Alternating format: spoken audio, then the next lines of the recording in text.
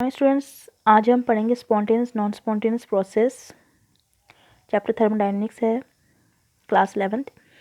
तो spontaneous non spontaneous क्या होता है, मैं आपको पहले ऐसे बता दूँ। स्पॉन्टेनियस प्रोसेस वो होते हैं जो खुद हो जाते हैं, जिनको ज़रूरत नहीं होती किसी एक्सटर्नल एनर्जी की। नॉन स्पॉन्टेनियस प्रोसेस वो होते हैं जिन्हें एक्सटर्नल एनर्जी की ज़रूरत होती है। जैसे हम लोग पानी में शुगर मिलाते हैं तो वो घुल जाती है, मगर कोई चीज़ को जलाना है तो उसके लिए हमें एनर्जी प्रोवाइड करनी पड़ती है।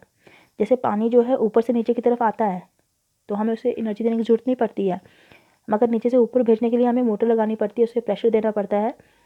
तो वो नॉन स्पॉन्टेनियस प्रोसेस हो गया।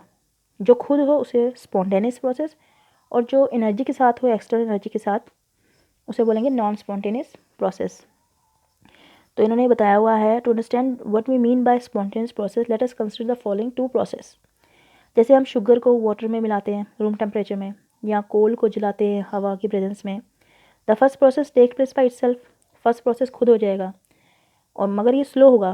तो second process cannot take place by itself, दूसरा नहीं हो पाएगा। इसको इनिशिएशन चाहिए, एक एनर्जी चाहिए बाहर की तरफ से, एक फ्लेम चाहिए जिससे वो शुरू हो जाए जलना।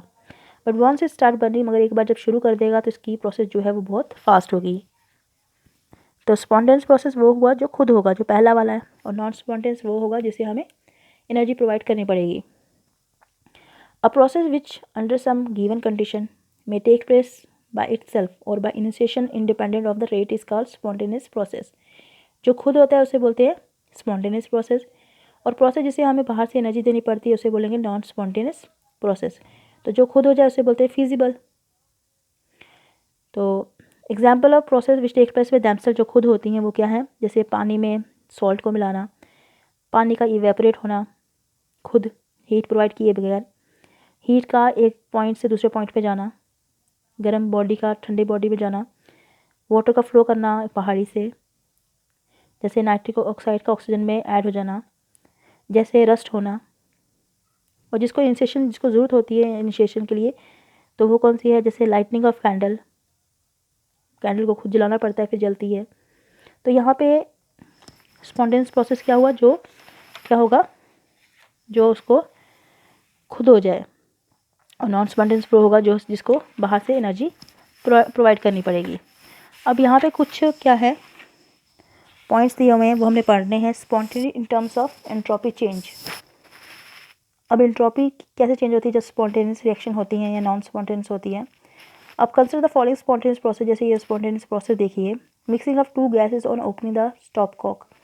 दो गैसेज को मिक्स कर दो उसके स्टॉप कॉक को खोल के। Spreading of drop of ink in a beaker filled with water. एक वाटर में जो पानी भरा हुआ बीकर है उसमें इंक को डाल दो तो क्या होगा। This process does not involve any exchange of matter energy with the surrounding.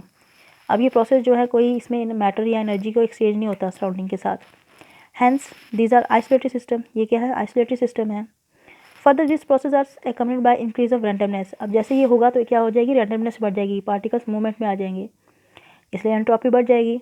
Further process entropy change, यहाँ पे एंट्रोपी जो होगी चेंज होगी वो क्या होगी, पॉजिटिव होगी, ज़्यादा होगी।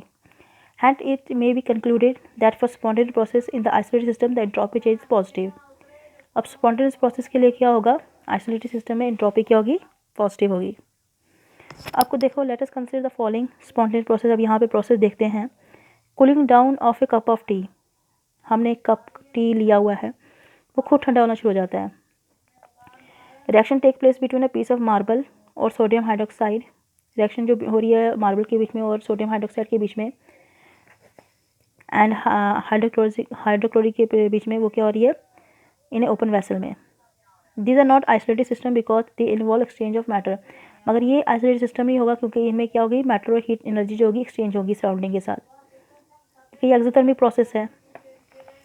अब इन्होंने एक चीज़ बोली हुई है, इफ़ डेल्टा एस टोटल और delta S universe is positive. अगर एंट्रोपी जो होगी टोटल और यूनिवर्स की जो होगी इक्वल होगी, पॉजिटिव होगी, तो प्रोसेस स्पॉन्टेनियस होगा। इफ़ डेल्टा एस पॉजिटिव और delta S universe is negative, अगर डेल्टा एस टोटल और डेल्टा एस यूनिवर्स जो होगी नेगेटिव होगी, कम होगी, तो ये नॉन स्पॉन्टेनियस प्रोसेस होगी। तो रिवर्स प्रोसेस इसकी स्पॉन्टेनियस हो सकती है। इफ़ डेल्टा एस टोटल और डेल्टा एस यूनिवर्स ज़ीरो, अगर ज़ीरो होगी तो रिएक्शन क्या होगी, इक्विलिब्रियम में होगी। तो ये हो जाएगा इस तरीके से।